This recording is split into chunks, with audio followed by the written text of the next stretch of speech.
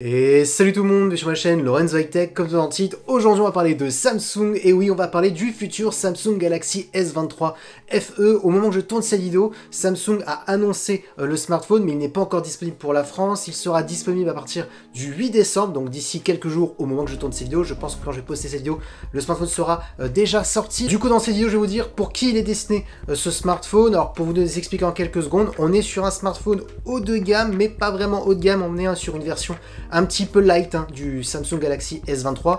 Pour les gens qui ne connaissent pas, pour les gens qui ne savent pas ce que c'est FE, ça veut dire Fan Edition, et c'est tout simplement les fans de Samsung qui ont créé un modèle, et Samsung a essayé de mettre les caractéristiques que les gens ont demandé pour un prix qui reste attractif par rapport à un smartphone haut de gamme. Le prix, bien entendu, je vous donnerai juste en fin de vidéo. Mais avant de commencer la vidéo, si vous n'êtes toujours pas abonné à ma chaîne YouTube, abonnez-vous, allez 100% high-tech. N'oubliez pas d'activer la petite cloche de notification pour être notifié lorsque je publie une vidéo, et aussi à mes autres réseaux sociaux, c'est-à-dire Instagram, TikTok et Twitter.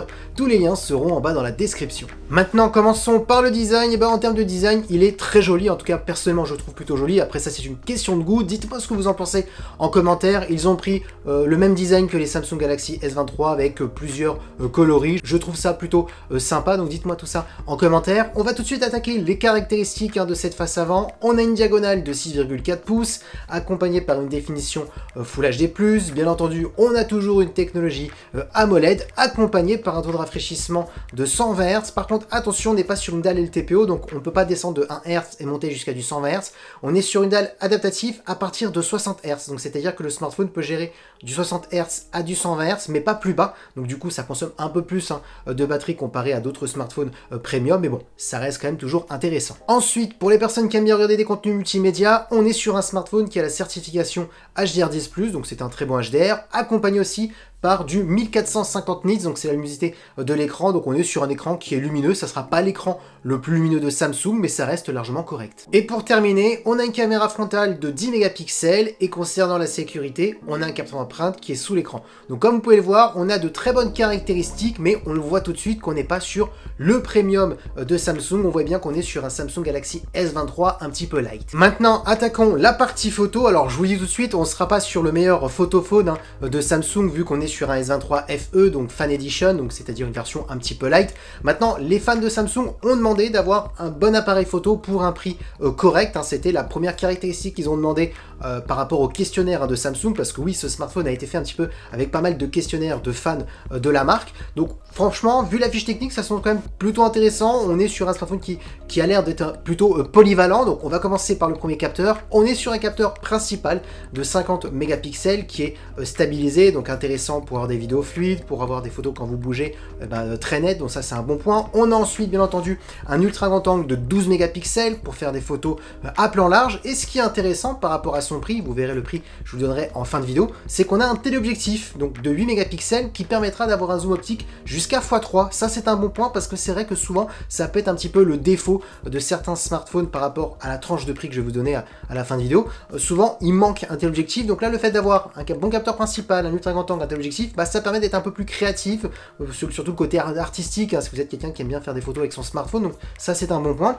Et pour la vidéo, c'est très bien, on peut filmer soit en de la 8K en 24 images par seconde, ou de la 4K en 60 images par seconde, donc du coup vous avez le choix. Alors avant d'attaquer les performances, sachez que ce smartphone a la certification IP68, donc pour les gens qui ne connaissent pas cette certification, c'est une certification contre la poussière et contre l'eau, donc contre l'immersion. Donc si vous faites tomber votre smartphone dans l'eau, il fonctionnera toujours. On est sur une certification qui veut dire, par contre, vous pouvez faire tomber votre smartphone jusqu'à 2 mètres de profondeur, jusqu'à 2 heures. Donc voilà, ça reste une très bonne certification. Donc ça, c'est un bon point. Maintenant, parlons de performance. Vous avez 8 Go de RAM accompagné d'un processeur Exynos 2200. Donc le processeur tout simplement de Samsung. Pour les gens qui ne connaissent pas trop les performances des processeurs de Samsung, on est sur un équivalent d'un Snapdragon 8 Gen 1, juste peut-être un petit peu en dessous. Et l'Exynos, on va pas se le cacher, souvent leur défaut, c'est la batterie. Ça consomme un peu plus que les processeurs de Qualcomm. Donc dommage qu'on n'a pas un processeur de Qualcomm, en sachant que la version US, donc aux États-Unis, eux ils possèdent un Snapdragon 8 Gen 1, et pour l'Europe malheureusement on a un Exynos. C'est dommage que Samsung continue un petit peu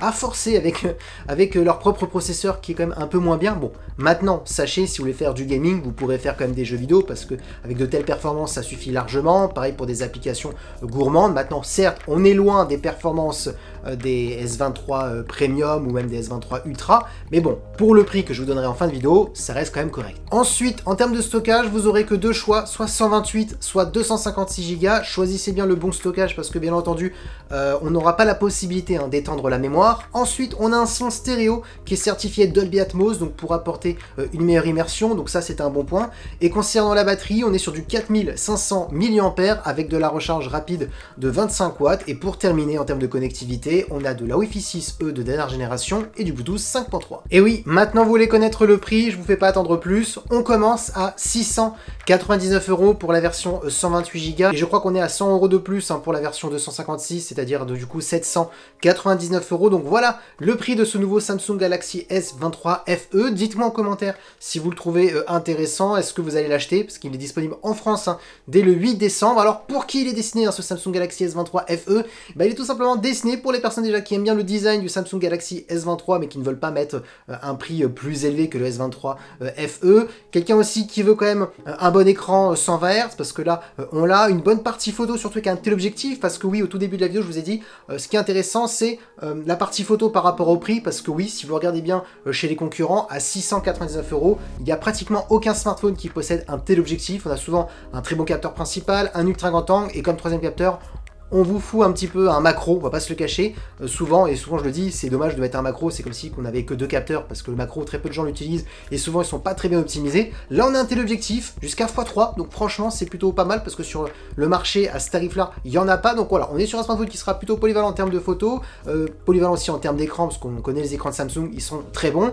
Le petit péché, on va pas se cacher, c'est les performances, mais bon, c'est pour baisser le coût du smartphone, même si j'aurais préféré avoir la version US, c'est-à-dire le Snapdragon 8 Gen 1 comparé à l'Exynos de Samsung. Après la batterie, bon, ça reste classique, et tous les autres caractéristiques, voilà, ça reste plutôt classique. Donc voilà, je trouve que c'est destiné pour ce style de personnes. Maintenant, je le trouve plutôt intéressant. Maintenant, c'est vrai que en termes de performance, ça sera pas une foudre de guerre, donc ça sera pas ce Samsung là qu'il faudra choisir pour les performances, mais plutôt pour la partie photo et la partie de l'écran. Et voilà, la vidéo est terminée sur ce Samsung Galaxy S23 FE Fan Edition. J'espère que la vidéo vous a plu. Si c'est le cas, n'oubliez pas le petit pouce like, de vous abonner sur cette chaîne YouTube et d'activer la petite cloche de notification pour être notifié lorsque je publie une vidéo, et aussi bien entendu à mes autres réseaux sociaux, c'est-à-dire Instagram, TikTok, Twitter. Tous les liens bien entendu seront en description, et maintenant je vous dis à très bientôt.